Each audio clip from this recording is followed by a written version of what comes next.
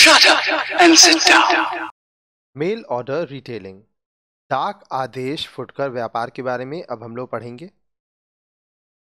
As the name suggests, this form of retailing makes use of the mail system, postal and courier to communicate with and deliver the goods to the customer.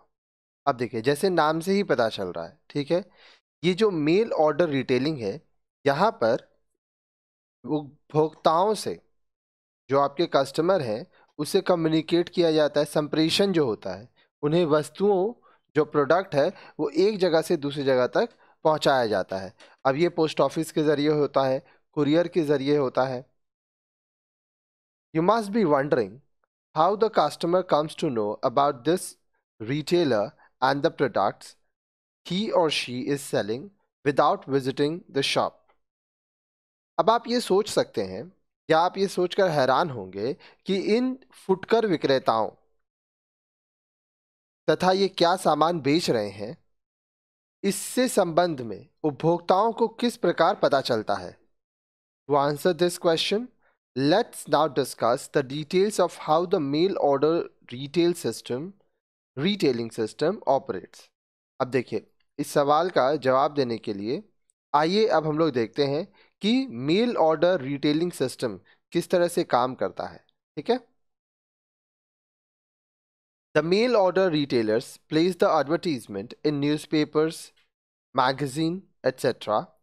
or publicize about their products in booklets, catalogs, brochures and handouts.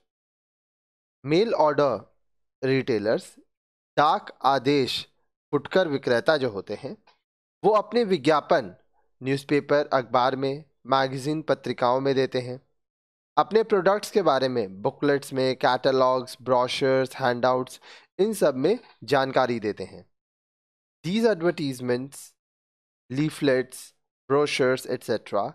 contain an order form or other details on how to order the product apart from a detailed description of the product being sold. अब ये जो भी विज्ञापन होता है, leaflet होता है या ब्रोशर होता है, इसमें एक ऑर्डर फॉर्म रहता है, ठीक है, जो कस्टमर तक पहुंचता है, या दूसरे डिटेल्स होते हैं कि किस तरह से वो प्रोडक्ट मंगा सकते हैं। साथ ही साथ जो प्रोडक्ट है उसके बारे में भी जानकारी दी जाती है, उसका डिस्क्रिप्शन दिया जाता है जो बेचा जा रहा है। On seeing the advertisement, the interested customer can place N order by post and the retailer on receiving the order dispatches the goods by post or courier. अब देखिए, कस्टमर ऑर्डर फॉर्म भेजते हैं, वो ऑर्डर देते हैं। कैसे भेजते हैं? पोस्ट के जरिए, ठीक है। उसके बाद जो रिटेलर है उसको ऑर्डर मिला और वो कुरियर या पोस्ट के जरिए उस प्रोडक्ट को कस्टमर तक पहुंचा देते हैं। The payment for the same is either made by the customer through the money order or demand draft at the time of ordering the goods, or through cash on delivery (VPP) value payable post arrangement, that is, payment is made by the customer on receiving delivery of goods, not in advance.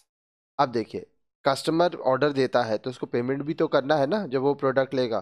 तो दो option है, या तो आप demand draft या money order अपने order के साथ ही भेज दीजिए, ठीक है, या तो आप कैश ऑन डिलीवरी दीजिए, या वीपीपी वैल्यू पेएबल पोस्ट, जब आपके पास प्रोडक्ट आएगा, जो भी कुरियर लेके आएगा उसको आप पैसा दीजिए और प्रोडक्ट ले लीजिए, ठीक है। तो ये ऑप्शंस आपके पास रहता है।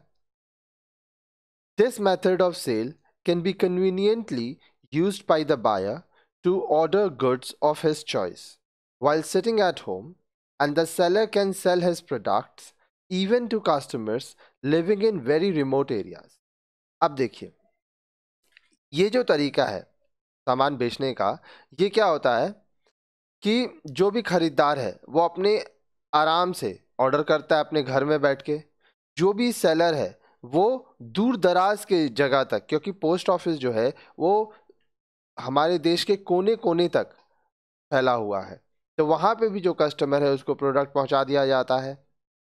However, this system is not suitable for all types of goods. हालांकि ये जो तरीका है इसके जरिए आप सभी प्रकार के सामान को नहीं बेच सकते.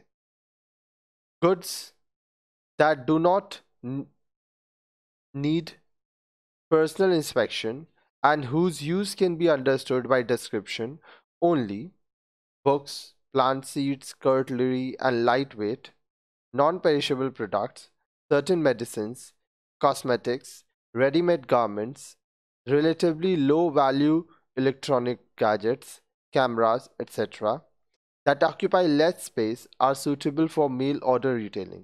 अब देखिए वो सारे चीज जो कि कस्टमर पहले देख के, देखिए कुछ चीजें हैं जो कस्टमर पहले देख के खरीदना चाहेगा, और वो सारी चीजें ऐसे भी होती हैं जो कस्टमर को पता है कि हाँ ये इसी तरह से होगा, तो वो देखना उसको नहीं चाहेगा. जैसे किताबें हुए, फिर प्लांट सीड्स हुआ, कटलरी हुआ, हल्के हल्के आइटम होते हैं, फिर कुछ दवाई हुई, कॉस्मेटिक्स, रेडीमेड गारमेंट्स, या कुछ सस्ते इलेक्ट्रॉनिक गैजेट्स, कैमरास. तो यही सब चीज़ें जो हैं आप मेल ऑर्डर रिटेलिंग बिजनेस में कर सकते हैं.